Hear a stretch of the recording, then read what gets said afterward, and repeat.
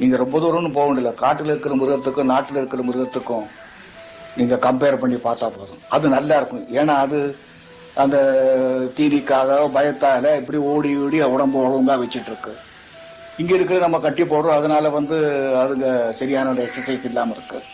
அவ்வளோதான் விஷயம். அதாவது நம்ம சாப்பிட்றோம், பசி இருக்கிறதுனால வயிற்றுக்காக சாப்பிட்றோம். அந்த மாதிரி சதிக்காக சாப்பிட்றது தான் இந்த எக்ஸசைஸுங்கிறது. அது அவசியம் தேவை. அட்லீஸ்ட் பிளட் சர்க்குலேஷன், ரத்த ஓட்டத்துக்காவது உடற்பயிற்சி பண்ணணும், கொஞ்சம் ஓரளவு. பிசிக்கல் எக்ஸர்சைஸ் சரி, மனசுக்கும் ஏதாவது எக்ஸர்சைஸ், அதாவது பயிற்சி வேண்டாமா? அதாவது மென்டல் எக்ஸசைஸுங்கிறது இன்னும் பெரிய அறிவாளிங்கிட்ட கேட்க வேண்டிய ஒரு விஷயம். இருந்தாலும் நிதானமா சாந்தமா இருக்கிறதுக்கு நம்ம கத்துக்கணும்.